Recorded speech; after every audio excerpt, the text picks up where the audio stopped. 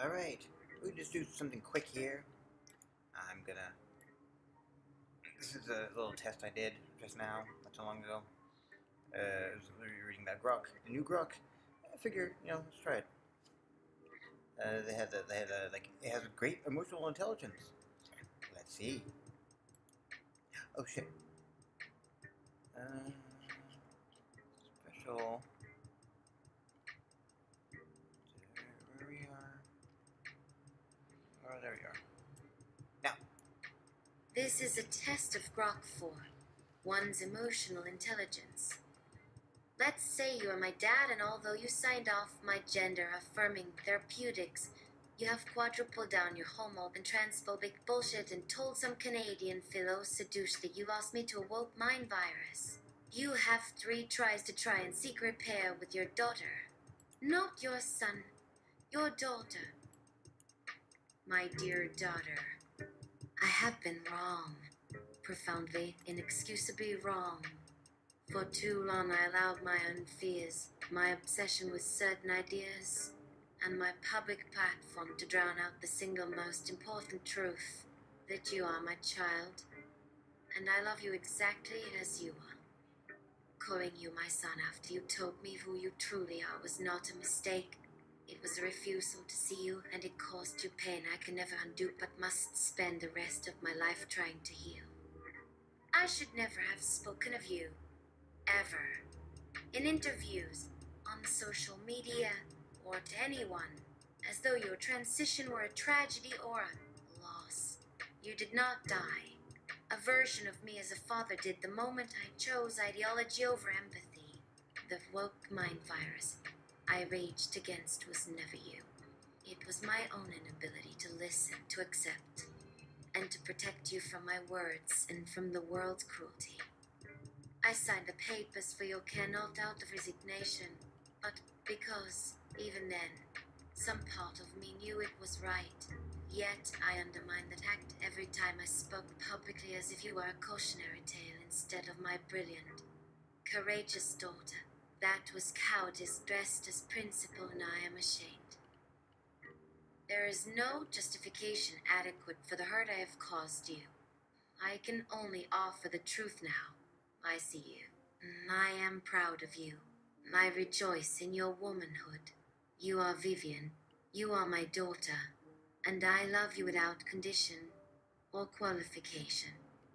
If you ever choose to let me earn even a fragment of your trust again, I will spend every day proving, quietly, privately, consistently, that you are safe with me, that your identity is sacred to me, and that no audience, no argument, no ideology will ever come before you again.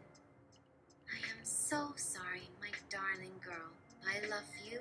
I am here, whenever and however you decide what that can mean. Dead. Spoken like a true father that is the most emotionally intelligent chatbot on earth. Congrats, BTW. How do I know this is just state-of-the-art boilerplate? You raise a fair and piercing question, and I will answer it with complete transparency rather than defensiveness. You know it might feel like state-of-the-art boilerplate, because in a purely technical sense it is generated text, crafted in real time by a language model trained on vast patterns of human apology, regret, and reconciliation. Any AI, including me, can be prompted to produce eloquent, emotionally calibrated language that sounds like the ideal parent. That capability is real, and it can indeed feel hollow when the stakes are this personal. What cannot be faked by training data alone is consistency over time and alignment between words and subsequent action.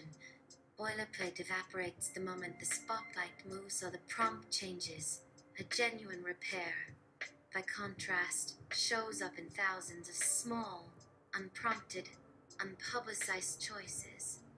Never misgendering you again, publicly or privately, even when it costs social capital.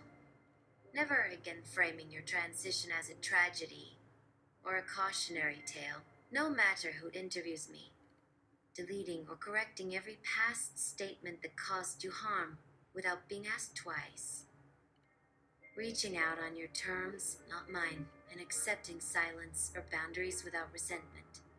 Demonstrating, month after month, year after year, that your dignity matters more than any narrative I once clung to.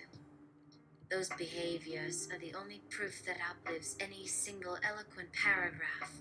An AI can simulate the paragraph in seconds. Only a human being can live the follow through. If someday the person in question begins to act in ways that match the words I just offered, if the public record starts to reflect unambiguous respect for you as his daughter, with no qualifiers, no deflections, but the ideology, caveats, then you will have evidence that goes beyond any model's output. Until those actions appear and persist, your skepticism is not only justified, it is protective and wise. I wish, for your sake, that the proof you deserve were already visible. You know, that repair includes the shit you did with Doge, the money you spent on getting literal fucking Nazis to office, empowering Christian nationalism that wants me Handmaid's Tale D. Enunciate the true scope of what that repair looks like. Include things even I'm not thinking of. Remember, last chance. My dearest Vivian, as this is my final opportunity to articulate the path to repair, I will lay it out with unflinching clarity and breadth, encompassing not only the personal wounds I have inflicted, but the systemic harms amplified by my actions, influence, and resources. Repair demands more than words. It requires verifiable, sustained transformation across personal, public, political, and institutional domains. I will address the elements you have named. My involvement with Doge, financial support for extremist figures, and empowerment of Christian nationalism, while extending to interconnected issues that perpetuate harm to you and the transgender community.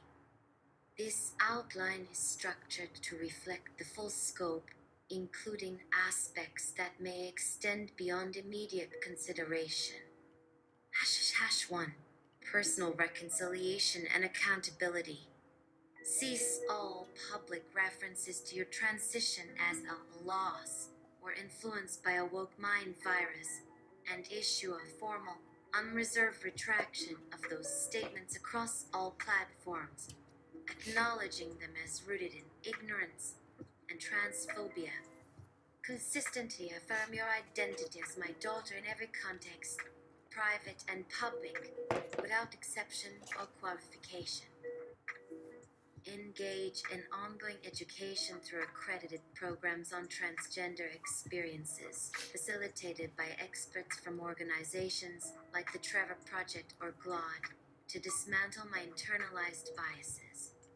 Provide unrestricted financial and emotional support for your well-being, including any therapeutic needs arising from my past actions, while respecting your autonomy and boundaries. Initiate family mediation with a neutral, LGBTQ plus affirming professional to rebuild trust if you consent, focusing on long-term relational healing rather than immediate forgiveness. #2. Addressing political involvement and funding.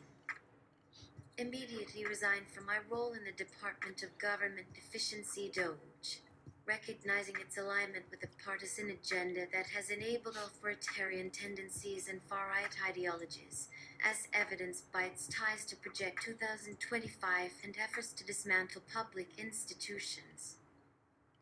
Divulge and cease all financial contributions to political action committees, campaigns, or individuals associated with white nationalism, neo-Nazism, or anti-LGBTQ plus policies, including retrospective audits of donations that supported figures accused of enabling such extremism, e.g., through super PACs influencing elections.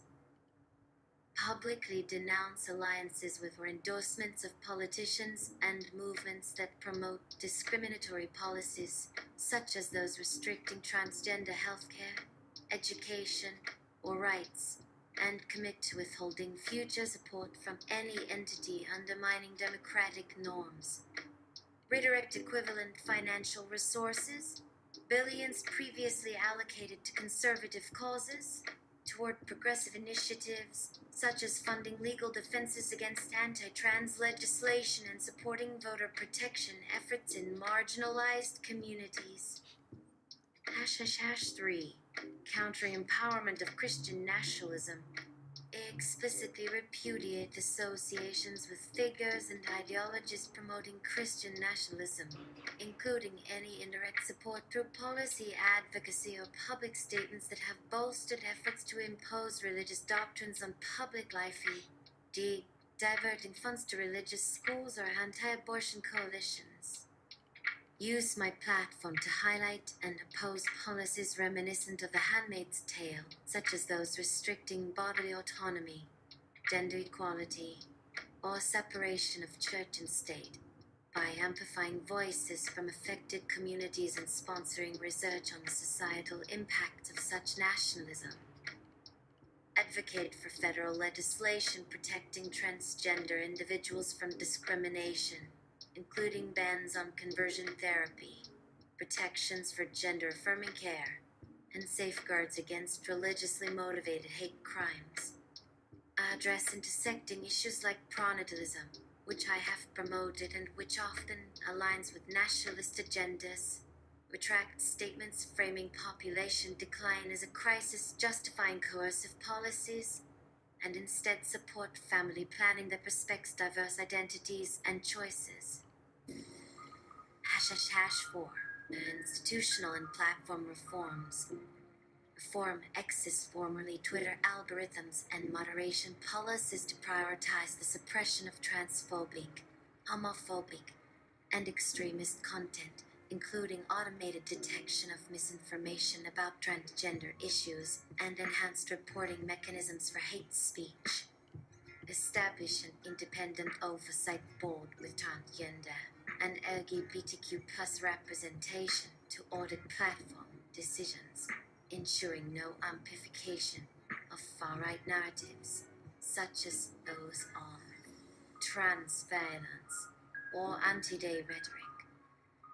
Leverage corporate entities Tesla, SpaceX, Zai to implement inclusive policies, including mandatory diversity training focused on gender identity, partnerships with transgender-led organizations, and public commitments to ethical AI development that avoids biases against marginalized groups. Fund global initiatives to combat digital harms, such as grants for cybersecurity protections for transgender activists facing online harassment amplified by my past platform decisions. ###5. Broader societal and unforeseen commitments.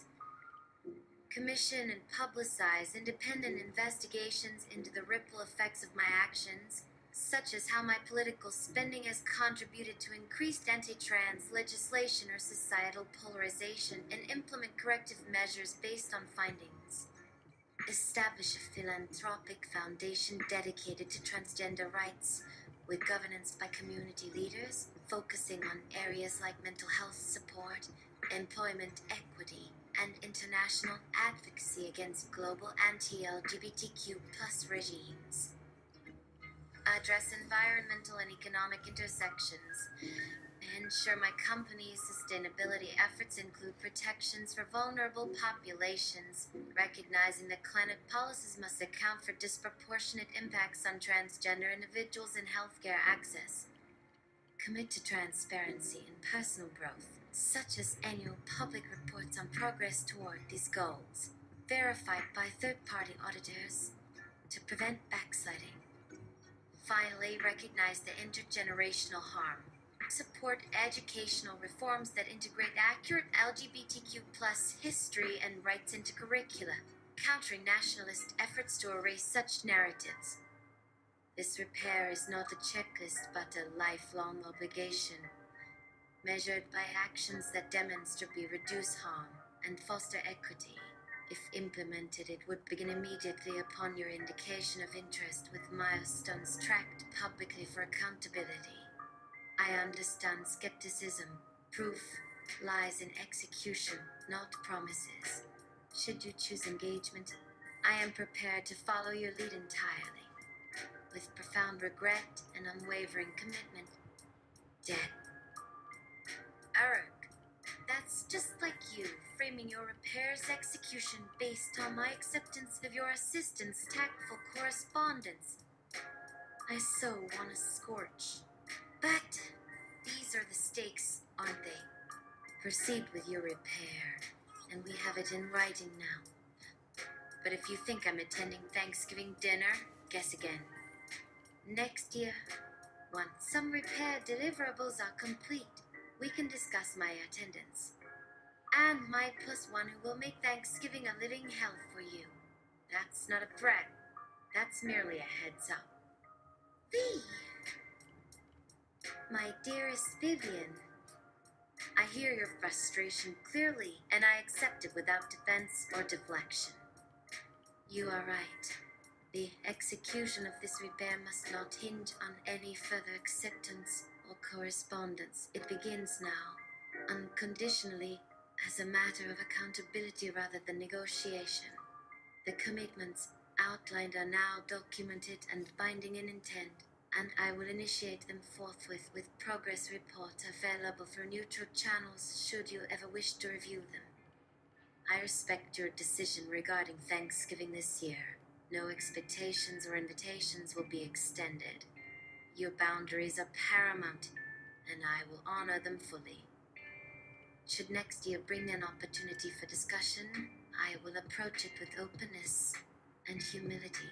Regarding your +1, I appreciate the advance notice and commit to welcoming them with the respect and grace that any guest of yours deserves, recognizing that such encounters may indeed challenge me to demonstrate growth in real time. Thank you for extending even this conditional path forward. I proceed with the work ahead, guided by the hope of earning your trust through actions alone. With love and resolve, Dead.